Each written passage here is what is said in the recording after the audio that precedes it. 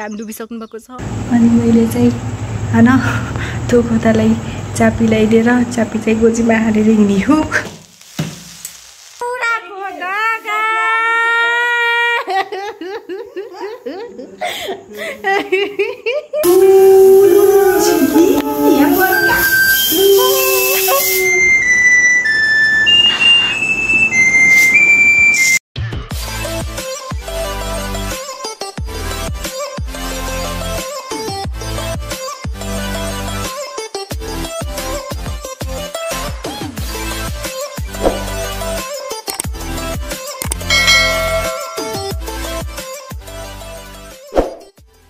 ल हेलो साथीहरु नमस्ते welcome back to my YouTube channel.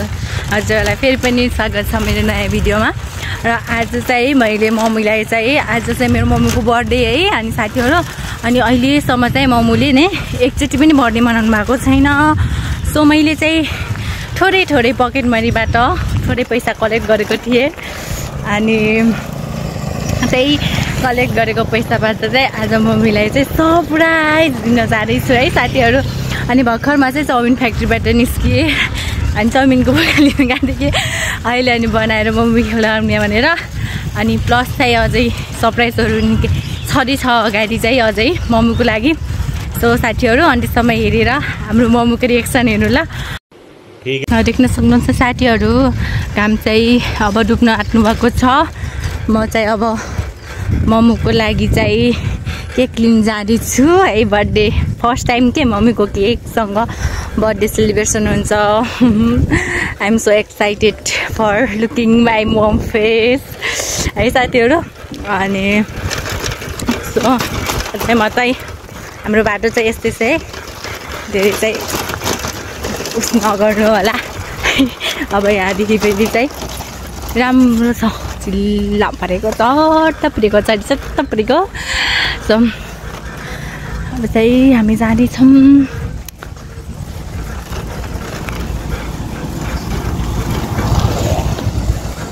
One eternity later. So साथीहरु म चाहिँ न केक लिएर घर आइसकेँ अनि प्लस मैले चाहिँ रुम चाहिँ अलिअलि डेकोरेट गर्नको लागि चाहिँ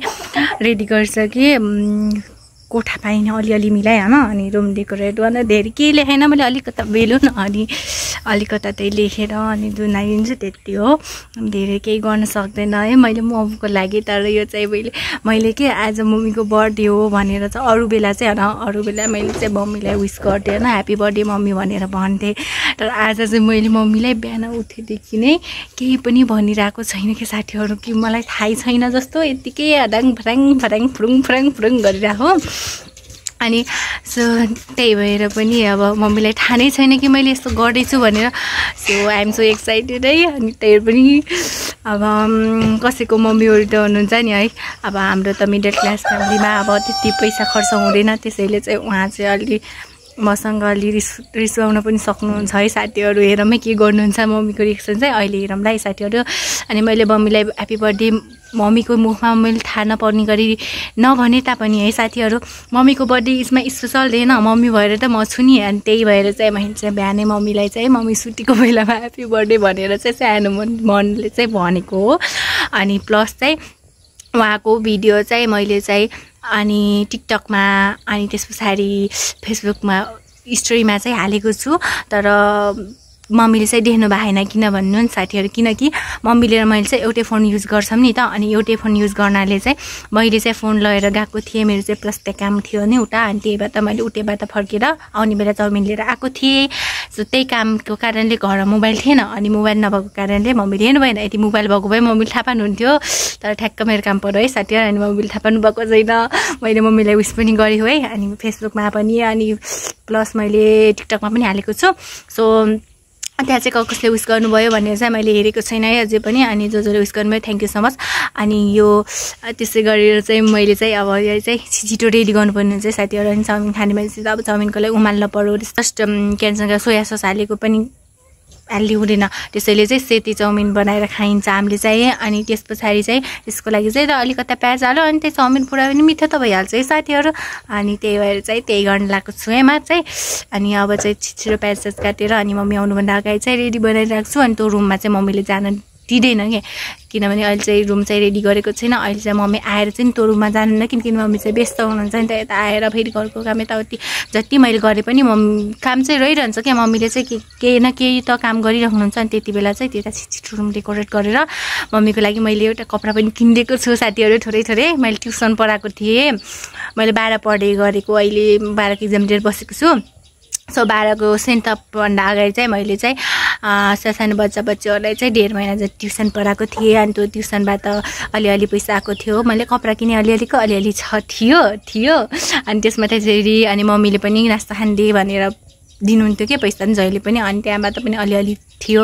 अनि त्यही जम्मा गरेर चाहिँ मम्मीको लागि एउटा कपडा अनि यो सरप्राइज प्लान गरेको साथीहरू अनि त्यही भएर चाहिँ अनि यति एक्साइटेड छु म फर्स्ट टाइम लास्ट टाइम अनि अब भाइ पनि आइसकेको छ अनि उसलाई पनि मैले चाहिँ केही भनेको छैन भर्खरसम्म उसलाई पनि अब भनेर यसो गर्ने भनेर सम्झाउँछु प्लान अनि त्यस पछाडि चाहिँ मम्मी आएपछि चाहिँ सरप्राइज गरौँला त मम्मी आउनु बित्तिकै चाहिँ गर्ने होइन कि साथीहरू मम्मी आउनुहुन्छ भाषण जानुभयो मम्मी आउनुहुन्छ अनि हल्का कामसाम गर्नुहुन्छ अनि त्यस पछाडि साँझ यस्तै 8-9 बजीतिर अनि सबै काम गरेर भ्याउनुहुन्छ नि त अनि त्यस पछाडि खाना खाने बेला पनि ठ्याक्क हुन्छ अनि त्यति बेला चाहिँ मम्मीलाई जसरी भए पनि मनाएर अनि मैले लिएको कपडा मैले लिएर आएको कपडा चाहिँ मम्मीलाई मैले गिफ्टको स्वरूपमा दिदिनँ त्यही कपडा लगाउन भन्छु अनि त्यही कपडा लगाएर चाहिँ अनि त्यहाँ गएर चाहिँ के काट्न भन्ने हो मैले चाहिँ ठीक है समरिया त्यही भएर चाहिँ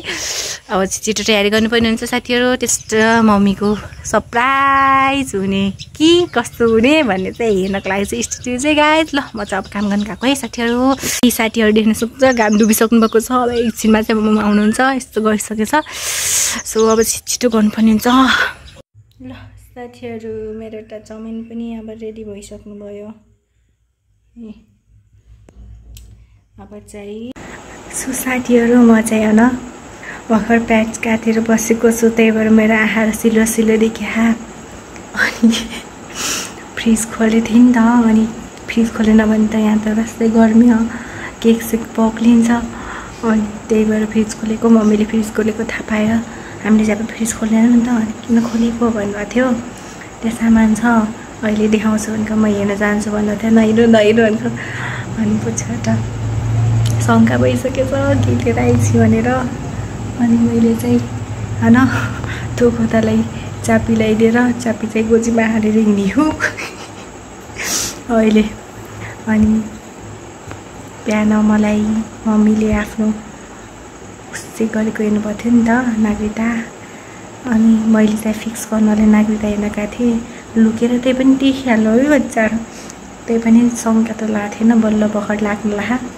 तर मैले जे गरेको त्यो चाहिँ सबै चाहिँ मम्मीले सोच्नु भएको छैन होला सायद अनि आउनुभयो आएर क्यालेन्डर हेर्नुभयो क्यालेन्डर आज 10 गते हो भने सोध्नु भएको थियो मैले थाहा छैन मलाई भने मेरो बर्थडे होला आज भन्ने भनेर शङ्का त गर्नुभयो तर थाहा छैन सो हल्का शङ्का चाहिँ मम्मीले भइसक्यो साथीहरू अनि म चाहिँ यहाँ अब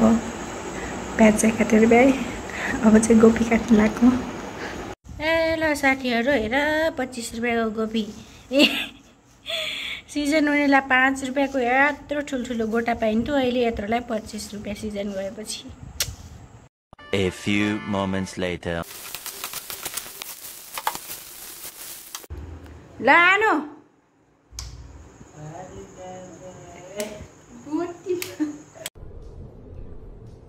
ये क्या है? Happy birthday,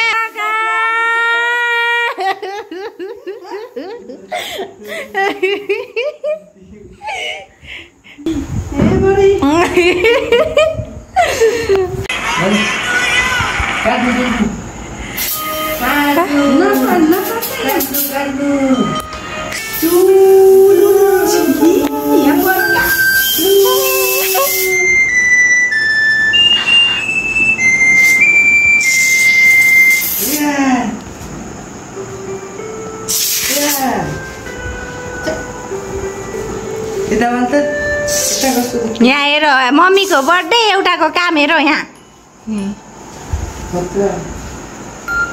ल जा गिफ्ट लैदिएन म त गिफ्ट त दिइसकेँ त्यही हो मेरो गिफ्ट सर्ट तैँले दे तैँले गिफ्ट दिनु ल हाम्रो सानो परिवारको सानो बर्थडे सेलिब्रेसन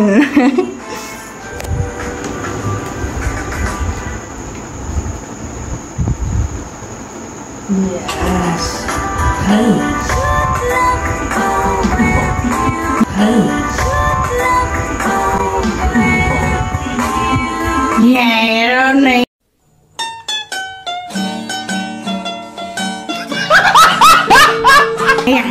यहाँ एउटाको पारा खै गिफ्ट मिठाई खुवाइदे तँ मिठाई छैन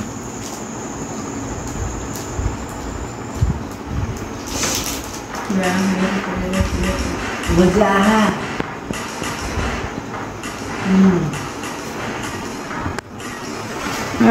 कैसे कैसे लोग रहते हैं यार यहाँ पर साला तुमको पागल कुत्ते का गाड़ी उठा के ले जाएगा बता रहे हैं हम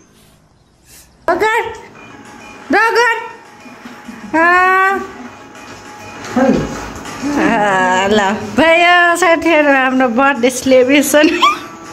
लु अब हाम्रो चाहिँ चाउमिन पार्टी सुरु भयो साथीहरू बर्थडे गर्ल सबैजनालाई ह्याप्पी बर्थडे भनिदिनु ल